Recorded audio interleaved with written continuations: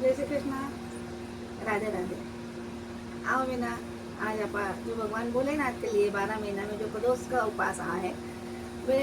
प्रदोष व्रत जो है हर वार का अलग अलग नाम है। तो आपके जो प्रदोष को व्रत आरंभ है शुक्रवार के दिन,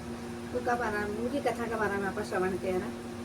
तो मतलब प्रदोष व्रत में यूँ है कि भगवान भोलेनाथ की नहा धो के ब्रह्म मुहूर्त में ही प्रदोष व्रत आप कर रहा है, वो संकल्प लेना चाहिए, भगवान भोलेनाथ को आराधना करनी चाहिए कि हे भगवान भोलेनाथ, आज मैं थाको प्रदोष को उपास कर रही है, हमारो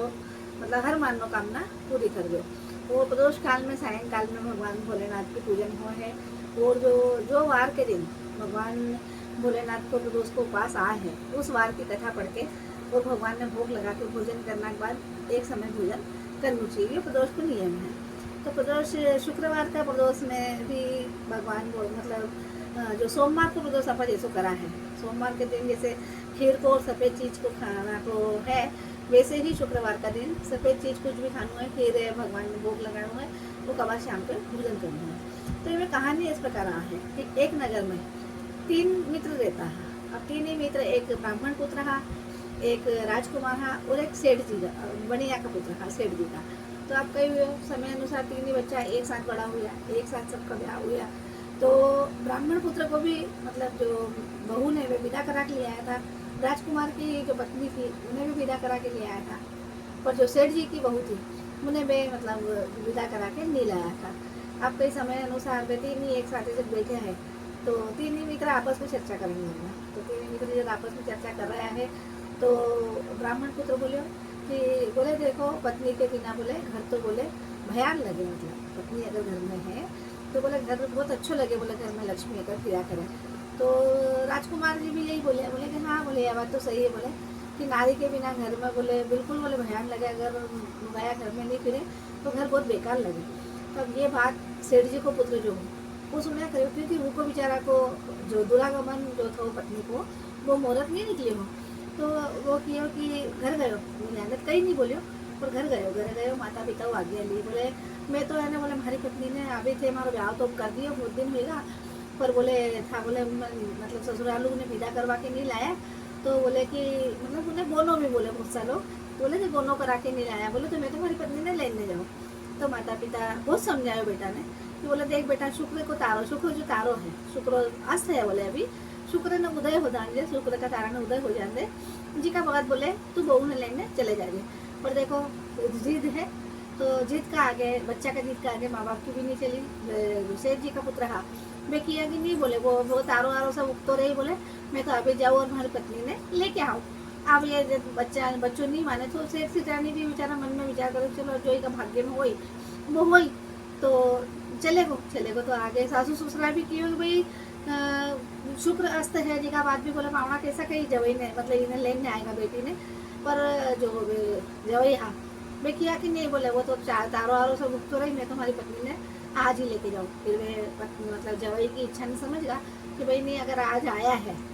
तो ये लेके ही जाए। तो वे छोरी ने जो भी आगे शक्ति जो देनू तो वो दे दुआ के विदा करो। अब पहले देखो ये मतलब गाड़िया बसा बुलेरो जीवा ये तो कोई ही बैलगाड़ी में विदा करता है, तो बैलगाड़ी में जितो भी आपको देता बड़े बेटी ने धन संपत्ति जो भी कन्यादान का रूप में वे दियो है वो पूरा भर दियो है, और बेटी ने और जवाई ने विदा करे। अब जैसे ही नगर का बारे निकला वैसे ही रहू पहले तो गाड़ा को चौपट उड़ दो, तो अभी जैसो तैसो चकाने जोड़ जुड़ा के वे आगे चलिया। तो एक खड्डो आयो बहुत बड़ो, और में बेल की मतलब गाड़ा सही थी, बेल गिर को तो बेल की टांग टूट गई। फिर भी बड़ी मुश्किल लोगों को भी दूसरा मदद कर पूरा के और मैंने निकाला। आगे गया तो वो थोड़ा आगे गया तो देखो मैंने जंगल में भी निकलना पड़े, सभी तो वो तो पैदल आनू या गाड़ा बेलू आनू, मतलब कोई सहज बात तो कोई है नहीं। तो घना जंगल में अब पहले का जो लुटेरा बन रहता है,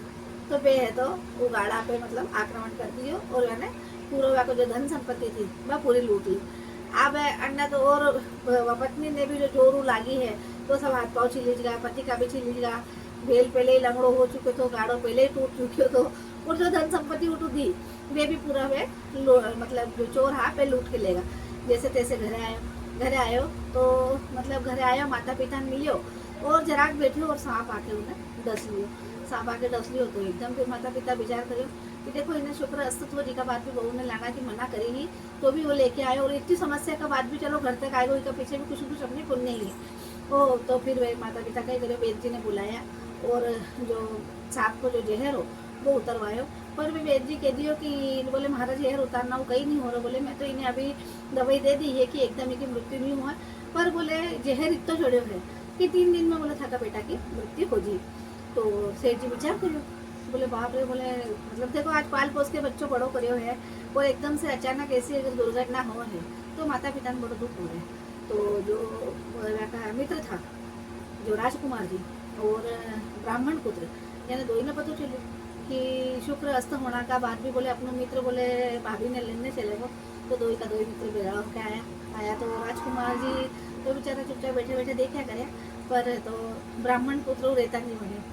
कहते विद्वान की पहचान होगी जवान हो जाए है। तो वे कह दिए बोले कि पिताजी बोले थे, तो बोले मैं मतलब आपस में सब एक दूसरा ने बहुत अच्छा मानता है। तो ब्राह्मण पुत्र कह दियो बोले सेठ जी बोले हाँ तो एक काम करो भाभी का साथ है, बोले इन्हें वापिस बोले उठ भेज दो, और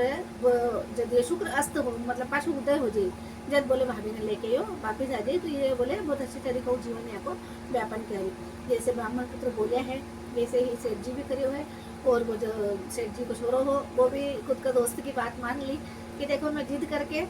चले तो वो हो ससुराल, पर बोले तारो अस्त होना का कारण अगर मैंने नहीं लाऊं तो हमारी बहुत बड़ी गलती हुई है, तो सब माफ़ी भी मांगियो। और पत्नी ने गाड़ो बेल टोटेल गाड़ो तो अटे छोड़ियो, जो सेठ जी है आपको खुद को जो गाड़ो बेल तैयार करियो, और बहू ने और बेटा ने वापिस ससुराल भेजो, और वापिस ससुराल जो गया और 16 दिन तक बहुत अच्छा रिया। फिर शुक्र को तारो जब पाछो उदय हुए है, फिर अच्छो मुहूर्त देख के सेठ जी का पुत्र जो पत्नी ने लेके आया है, और उसका बाद बहुत साल तक निर्विघ्न राज्य करके अंत में स्वर्ग लोक की प्राप्ति हुई है। बोलो शुक्र प्रदोष भगवान भोलेनाथ की जय।